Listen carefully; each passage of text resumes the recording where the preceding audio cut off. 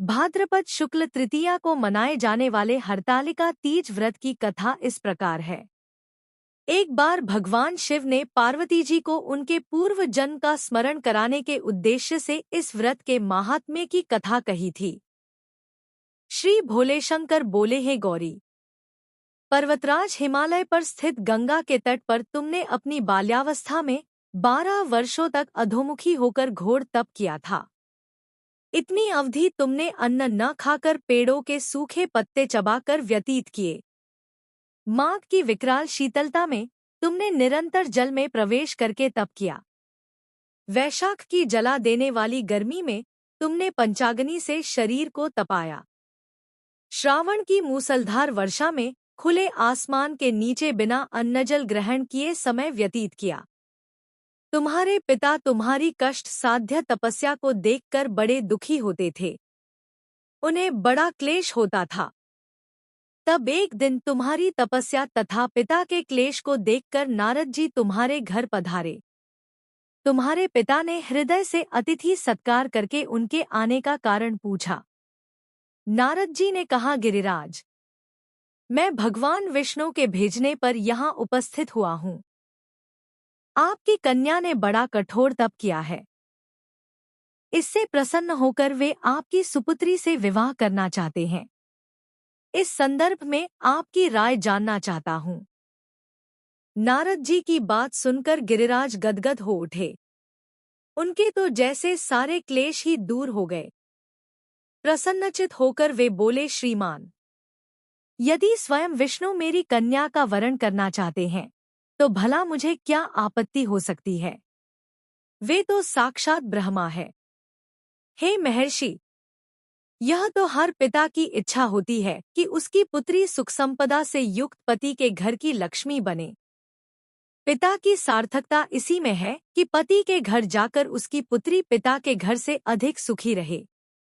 तुम्हारे पिता की स्वीकृति पाकर नारद जी विष्णु के पास गए और उनसे तुम्हारे ब्याह के निश्चित होने का समाचार सुनाया। मगर इस विवाह संबंध की बात जब तुम्हारे कान में पड़ी तो तुम्हारे दुख का ठिकाना न रहा। तुम्हारी एक सखी ने तुम्हारी इस मानसिक दशा को समझ लिया और उसने तुमसे उस विक्षिप्तता का कारण जानना चाहा। तब तुमने बताया, मैंने सच्चे हृदय से भगवान शिवशंकर का वरण किया है, किंतु मेरे पिता ने मेरा विवाह विष्णु जी से निश्चित कर दिया। मैं विचित्र धर्म संकट में हूँ। अब क्या करूं? प्राण छोड़ देने के अतिरिक्त अब कोई भी उपाय शेष नहीं बचा है। तुम्हारी सखी बड़ी ही समझदार और सूझबूझ वाली थी। उसने कहा, सखी, प्राण त्यागने का इसमें कारण ही क्या है? संकट के मौके पर धैर्य से काम लेना चाहिए। नारी के जीवन की सार्थकता इसी में है कि पतिरूप में हृदय से जिसे एक बार स्वीकार कर लिया, जीवन पर्यंत उसी से निर्वाह करें। सच्ची आस्था और एक निष्ठा के समक्ष तो ईश्वर को भी समर्पण करना पड़ता है। मैं तुम्हें घनघोर जंगल में ले चलती हूँ, जो साधना स्थली भी हो और जहाँ तुम्हारे पिता तुम्हें खोज भी न पाएं। वहाँ तुम साधना में लीन हो जाना। मुझे विश्वास है कि ईश्वर अवश्य ही तुम्हारी सहायता करेंगे। तुमने ऐसा ही किया। तुम्हारे पिता तुम्हें घर पर न पाकर बड़े दुखी तथा चिंतित हुए। वे सोचने लगे कि तुम जाने कहाँ चली गई। मैं विष्णु जी से उसका विवाह करने का प्रण कर चुका हूँ। यदि भगवान विष्णु बारात लेकर आ गए और कन्या घर पर न हुई तो बड़ा अपमान होगा। मैं तो कहीं मुंह दिखाने के योग्य भी नहीं रहूंगा। यही सब सोचकर गिरिराज ने जोर शोर से तुम्हारी खोज शुरू करवा दी। इधर तुम्हारी खोज होती रही और उधर तुम अपनी सखी के साथ नदी के तट पर एक गुफा में मेरी आराधना में लीन थी। भाद्रपद शुक्ल तृतीया को हस्त नक्षत्र था। उस दिन तुमने रेत के शिवलिंग का निर्माण करके व्रत किया। रात भर मेरी स्तुति के गीत गाकर जागी। तुम्हारी इस कष्ट साध्य तपस्या के प्रभाव से मेरा आसन डोलने लगा। मेरी समाधि टूट गई। मैं तुरंत तुम्हारे समक्ष जा पहुंचा और तुम्हारी तपस्या से प्रसन्न होकर तुमसे वर मांगने के लिए कहा। तब अपनी तपस्या के फलस्वरूप मुझे अपने समक्ष पाकर तुमने कहा, मैं हृदय से आपको पति के रूप में वरण कर चुकी हूँ। यदि आप सचमुच मेरी तपस्या से प्रसन्न होकर आप यहाँ पधारे हैं, तो मुझे अपनी अर्धांगिनी के रूप में स्वीकार कर लीजिए। तब मैं तथास्तु कहकर कैलाश पर्वत पर लौट आया। प्रातः होते ही तुमने पूजा की समस्त सामग्री को नदी में प्रवाहित करके अपनी सहेली सहित व्रत का पारणा किया। उसी समय अपने मित्र बंधु व दरबारियों सहित गिरिराज तुम्हें खोजते खोजते वहां आ पहुंचे और तुम्हारी इस कष्ट साध्य तपस्या का कारण तथा उद्देश्य पूछा।